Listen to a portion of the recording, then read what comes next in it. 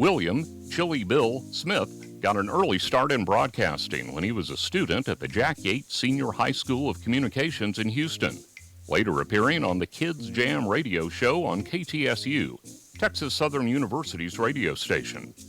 Highlights of Chili Bill's career in Houston radio include stints as an air personality and program director at KHYS, and as promotions director and air talent at KMJQ. In 2020, he returned to his alma mater, hosting the Morning Vibe show on KTSU. Chili Bill has received honors from the Big Brothers Big Sisters, the Black Professional Cowboys and Cowgirls Association, and the Gulf Coast Regional Blood Center. In 2023, the City of Houston proclaimed October 12th as William Chili Bill Smith Day. Please join the Texas Radio Hall of Fame in welcoming William Chili Bill Smith.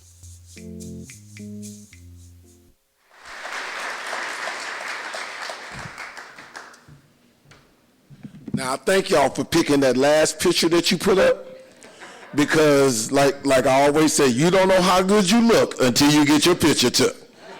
And my wife made sure that was the last picture that was on. Thank y'all so very much for allowing me to just have just the honor to be in just an acclaimed group of individuals. Because, like I said, from a small town, the boy from Houston, Texas, the fourth largest city in the country, it was just a pleasure to be able to do something that I didn't expect to do. My main thing was I loved music. I loved music. In 1979, I got the first gift my parents, William and Alberta Smith, gave me was a Radio Shack mixer and 2 turntables. The first trouble I got in was I scratched my mother's favorite Lou Rawls record. After that, the story was history. But I am humbled and grateful to be here. I thank the Texas Radio Hall of Fame so much for the honor of just, number one, was just being nominated and then finding out that I was made in. Thank you, Muriel Funches, for the call. I appreciate it so very much. I'm humbled, grateful, and honest, just trying to take it all in. Doing something that is truly a joy in my life for so long, just being recognized for your actions is just truly a blessing. First and foremost, I want to thank the Lord and Savior God for the gift, the voice, and the purpose. His journey has been more than just a career. It's been a calling.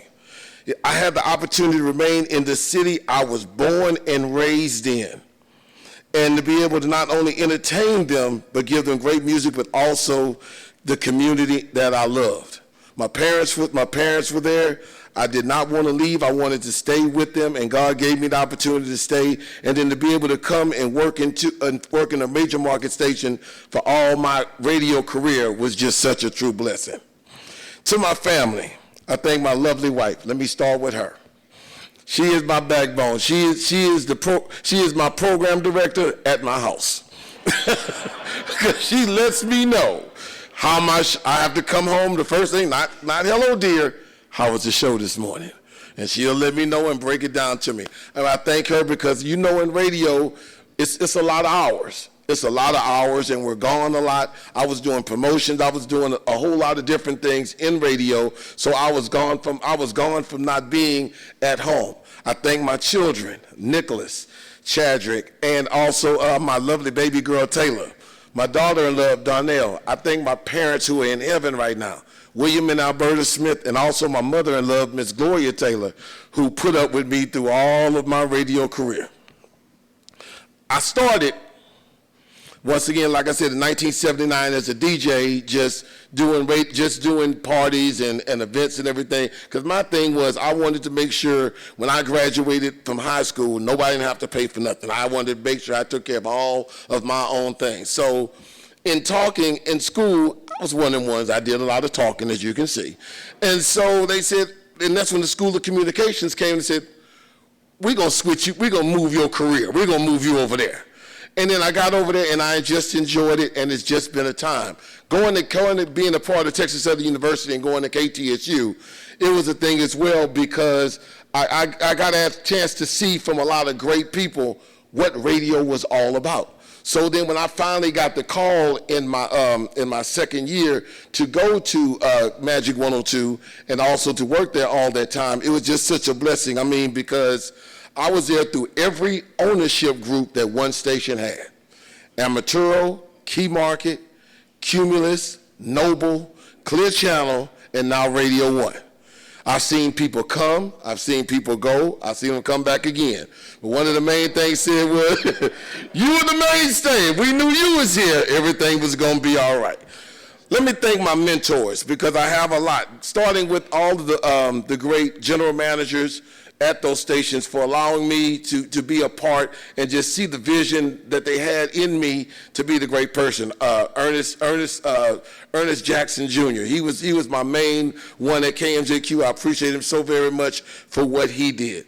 Also, my mentors, the program directors, Mike Strafford, Ron Atkins, as well as Terry Avery, Carl Connors, Sumitra Choice, and also Terry Thomas for instilling in me the opportunity to be on radio and do as much as I love. I had three great mentors that I would like to mention. Two of them, one of them is in the Hall of Fame. He was in a couple of years ago, Funky Larry Jones. But he was one of the main three, because I was able to produce in morning, so I know what's being talked about being up early in the morning to do a morning show. That was my thing, and I was able to produce three great shows. I was able to produce Jim Snowden was first, and it was the Snowman and the Incredible Breakfast Club. It was Doc Kilgore, it was the morning wake-up service, and then the Uncle Funky Larry Jones, Funky Larry Jones morning show. And those great people that took me in, learned, gave me the craft to learn what it was about, what radio was all about, what it was about serving the community was all about. Just being able to just make somebody laugh and make somebody's day. I appreciate them so very much. Also, where I am now, because when I finished my radio career at 102 and I said, I want to do something different. Let me go back to where it all started. So I went back to KTSU, my alma mater, not only to do radio, and I thank our general manager, Mr. Ernest Walker, for that, but I said I also want to teach the future generation of students of what's going on. So in the School of Communications, they come and watch me. They ask questions. They want to know, because as you know, ladies and gentlemen, we have a whole lot of knowledge. And a lot of these future ones need to understand that sometimes we have the opportunity to do it, but sometimes, you know, you've dealt with people sometimes who may wanted to hold it in and because they felt they wanted to have their own territory and everything. But I see from everybody in this room, and I know from the people that taught me, was that we're an open book. We want to see everybody succeed. So I thank them so much for that. This afternoon, like I said, I'm just so happy. The Texas Radio Hall of Famer, thank you for the recognition. I appreciate it so very much. You just do not understand. Now, when I end my radio show every day, I end with giving credit to my mentors as well as my father. And I say, peace and blessings to you and the family. I am Chili Bill Smith. And when you feel yourself at the end of your rope, make sure you tie a knot and hold on tight. Because without a shadow of a doubt, ain't nobody bad like you. Be good to yourself and someone else. And if you see somebody without a smile, make sure you give them yours. But I'm sorry, today I'm holding on to this smile because I'm happy to be here. Thank y'all so very much.